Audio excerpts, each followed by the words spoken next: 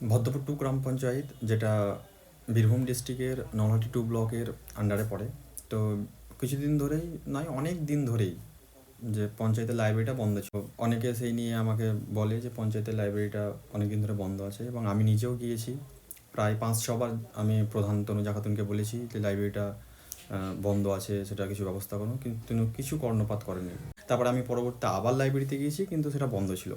তো তারপরে আমি ঊর্ধ্বতর আধিকারিক যারা আছে তাদের সঙ্গে যোগাযোগ করি, এবং বর্তমানে লাইব্রেরিটাকে খোলা হয়েছে। এবং আমি আহ্বান করছি যারা ভদ্রপুর 2 গ্রাম পঞ্চায়েতে আছেন তারা লাইব্রেরি ব্যবহার করুন। তো পঞ্চায়েতের আমাদের ভারতীয় সংবিধানের 243 জিতে পঞ্চায়েতে কিছু পাওয়ার বা রেসপন্সিবিলিটি বর্ণনা আছে 29টি, যেটা আমাদের কনস্টিটিউশনের 11 শিডিউলে বর্ণিত আছে। তো তার মধ্যে যে অনেকগুলো ফাংশন আছে, যেরকম পঞ্চায়েত যে কাজগুলো করতে পারে, 29টাতে কাজ করতে পারে পঞ্চায়েত, যেরকম ওয়াটার সাপ্লাই করতে পারে, বিভিন্ন দেখাশোনা করতে পারে, আমাদের কারা বেশি গরিব আছে এবং তাদেরকে যে বাড়ি দেওয়ার বাড়ির আছে কি না সে ব্যাপারে তথ্য দিবে উপর মহলে। পঞ্চায়েত অনেক কাজ করতে পারে, বিভিন্ন ধরনের ইলেকট্রিসিটির ব্যাপারে দেখতে পারে, জ্বালানি যেগুলো ফিউল আছে, পেট্রোল মেট্রোল এসব ব্যাপারে দেখতে পারে। তার ওই 29টা কাজের মধ্যে পঞ্চায়েতের যেমন মেলা আছে, পঞ্চায়েত মেলা বা মার্কেট এইসব বিষয়গুলো দেখে। মেয়ে বা শিশুর কোনো অসুবিধা হচ্ছে কিনা সেগুলো পঞ্চায়েতের কাজ দেখা।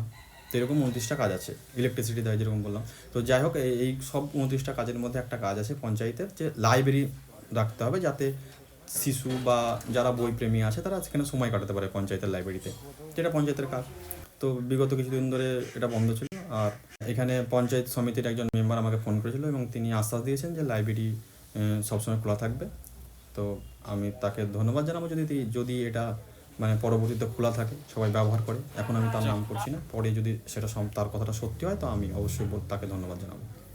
সরাসরি এগুলোতে কোনো টাকা লাগে না। আমি যদি যাই, আমাকে লাইব্রেরি আমি পড়তে পারি বই, আর এই জন্য আমার কিছুই পয়সা লাগবে না। আমার বই বাড়ি নিয়ে আসতে পারি। কিন্তু এই টাকাগুলো আমরা ইনডাইরেক্টলিভাবে সরকারকে দিই ট্যাক্স হিসাবে। ধরে নিন আপনি একটা মোবাইল কিনলেন যার দাম 40,000 টাকা, কিন্তু মোবাইলটা অ্যাকচুয়াল মূল্য হচ্ছে 30,000 টাকা, 10,000 টাকা হয়তো ট্যাক্স, বা 35 টাকা হচ্ছে 35,000 হচ্ছে অ্যাকচুয়াল মূল্য, কিন্তু 5,000 টাকা হচ্ছে ট্যাক্স। ঠিক বাইক কিনলাম একটা 1,20,000, 80,000 টাকা বাইকের মূল্য, 40,000 টাকা ট্যাক্স। তো এই যে আপনি ট্যাক্স দিয়েছেন এক্সট্রা, দেখুন লেখা থাকবে ইনক্লুড অল ট্যাক্সেস। তো এই যে ট্যাক্স, তো এই ট্যাক্স থেকে এই বিনামূল্যে জিনিসগুলো চলে, হসপিটাল হোক বা পঞ্চায়েতের লাইব্রেরি হোক, পঞ্চায়েতের হোমিওপ্যাথি হোক বা স্কুল হোক সরকারি।